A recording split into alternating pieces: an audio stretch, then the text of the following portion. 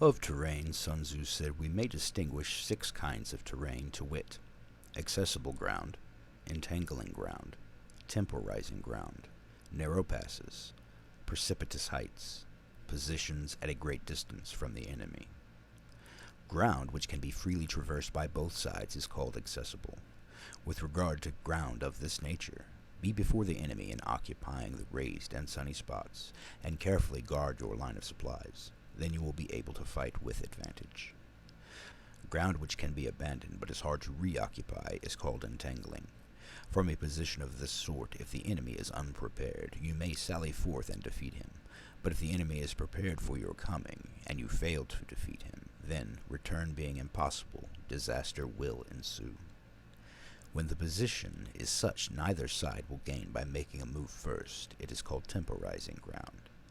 In a position of this sort, even though an enemy should offer us an attractive bait, it will be advisable not to stir forth, but rather to retreat, thus enticing the enemy in his turn. Then, when part of his army has come out, we may deliver our attack with advantage.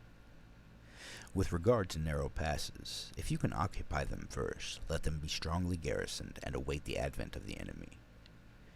Should the army forestall you in occupying a pass, do not go after him if the pass is fully garrisoned, but only if it is weakly garrisoned.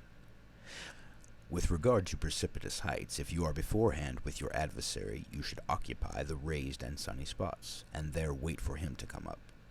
If the enemy has occupied them before you, do not follow him, but retreat and try to entice him away. If you are situated at a great distance from the enemy, and the strength of the 2 armies is equal, it is not easy to provoke a battle, and fighting will be to your disadvantage. These 6 principles connected with earth, the general who has attained a responsible post must be careful to study them. Now an army is exposed to 6 several calamities, not arising from natural causes, but from faults for which the general is responsible. These are flight, insubordination, collapse, ruin, disorganization, and rout. Other conditions being equal, if one force is hurled against another 10 times its size, the result will be the flight of the former. When the common soldiers are too strong and their officers too weak, the result is insubordination. When the officers are too strong and the common soldiers too weak, the result is collapse. When the higher officers are angry and insubordinate, and on meeting the enemy give battle on their own account from a feeling of resentment, before the commander-in-chief can tell whether or no he is in position to fight, the result is ruin.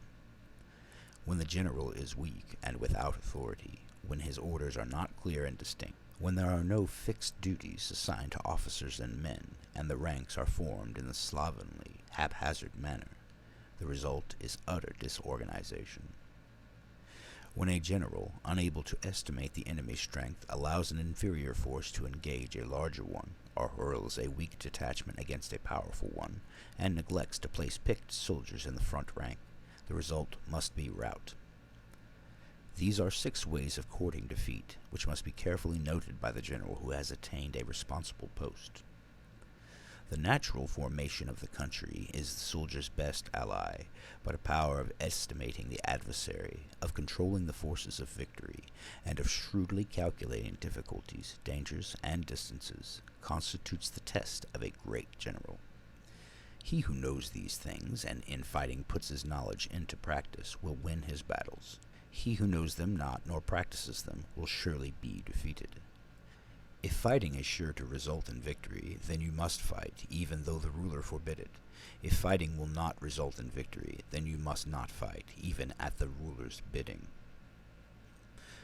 The general who advances without coveting fame, and retreats without fearing disgrace, whose only thought is to protect his country and do good service for his sovereign, is the jewel of the kingdom.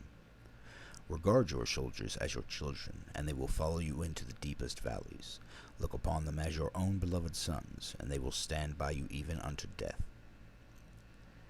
If, however, you are indulgent but unable to make your authority felt, kind-hearted but unable to enforce your commands, and incapable, moreover, of quelling disorder, then your soldiers must be likened to spoiled children.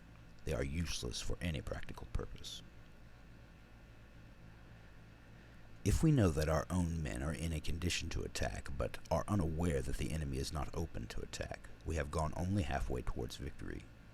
If we know that the enemy is open to attack, but are unaware that our own men are not in a condition to attack, we have gone only halfway towards victory. If we know that the enemy is open to attack, and also know that our men are in a condition to attack, but are unaware that the nature of the ground makes fighting impractical, we have still gone only halfway towards victory. Hence the experienced soldier, once in motion, is never bewildered. Once he has broken camp, he is never at a loss. Hence the saying, if you know the enemy and know yourself, your victory will not stand in doubt. If you know heaven and know earth, you will make your victory complete.